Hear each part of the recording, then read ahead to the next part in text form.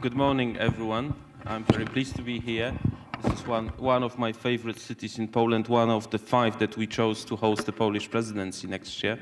So we are very much looking forward to working with Wrocław over the next 18 months very closely. I will share with you a few remarks that perhaps are I don't want to speak too much about rituals of transatlantic relationship.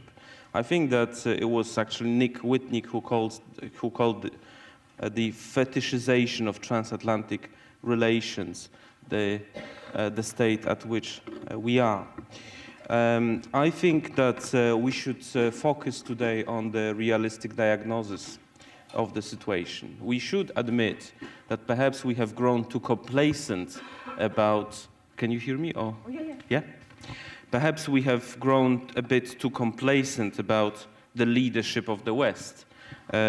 Europe, the United States, and other democratic countries. Perhaps if there is no more West, East, North, South, the international identity of the West cannot be a foregone conclusion. I believe we have to recognize that the international order is increasingly influenced by new powers, such emerging powers like China, India, Brazil, South Africa, or Indonesia. Catherine Ashton, the High Representative for EU foreign policy, said recently that it's not longer our world and that in consequence we have to adapt. This adaptation has to be twofold. First of all, we have to learn how to manage the decentering of the world, living past this unipolar vision. And we have to build strategic partnerships with emerging powers. And secondly, we have to breathe new life into the transatlantic relationship. Instead of ritual symmetry, we have to address the most pressing issues. So we have to develop a new pragmatic agenda for this relationship.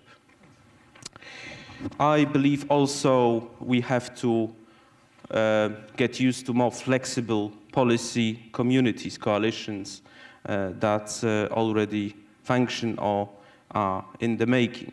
The workings of the Middle East Quartet or cooperation within G20 or G2 fora illustrate this trend. Perhaps community of democracies where Poland and the United States played a key role could be also another example.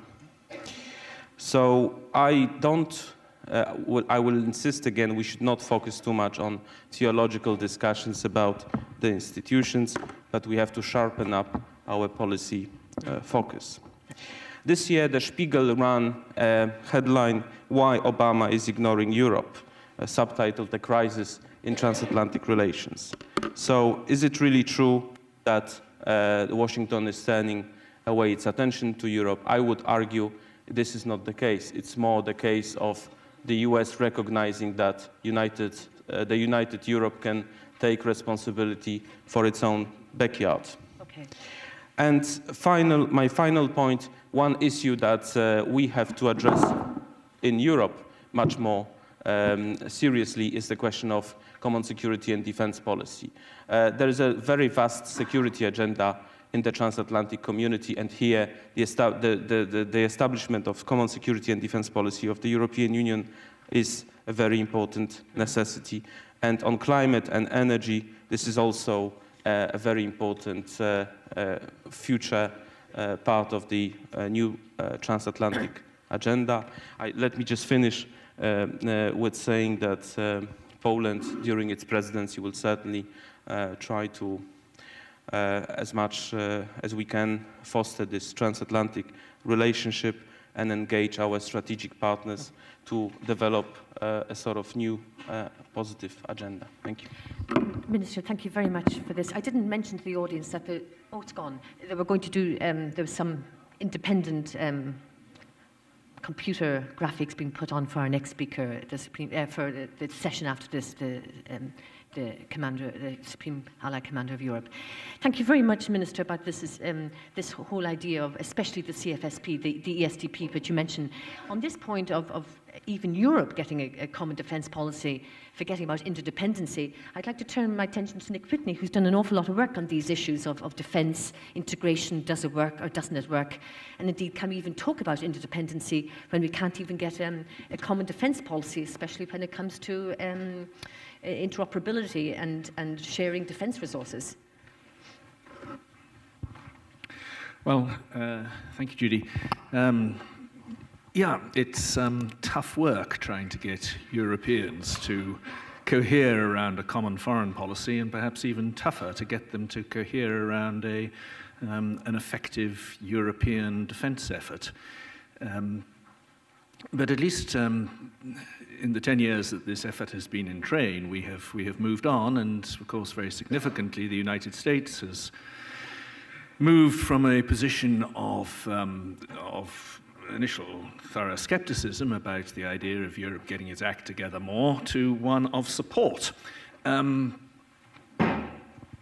the world has moved on, and to follow on the line of what was just said, it's not a world that belongs to the West anymore.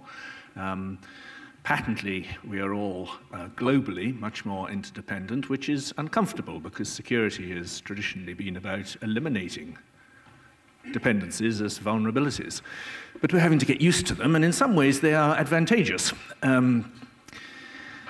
Energy security. Europe is, in a sense, dependent on Russia for its energy supplies, but I think we're coming to understand that the dependence is two-way. Russia is dependent on Europe as a market in the same sort of way that the US is dependent upon China to keep buying its treasury bills, so China is dependent on the US to maintain the value of the dollar.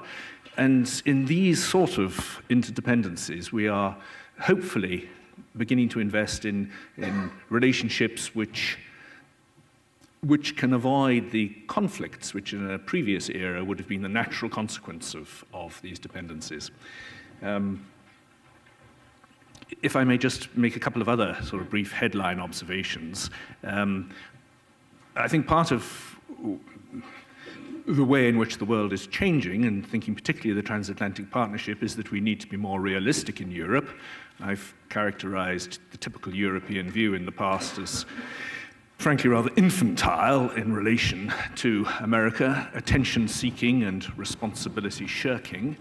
I think that we're being given clear indications by the current administration in the latest suggestion that it's time that the Europeans gave up IMF voting weight, the abolition of joint forces commands, the way in which America is patently looking more and more towards Asia, that Europe needs to come more of age, start taking more responsibility for its own security and for particularly its own neighborhood. And there, I think, the idea of an EU-Russia strategic dialogue is a thoroughly good one.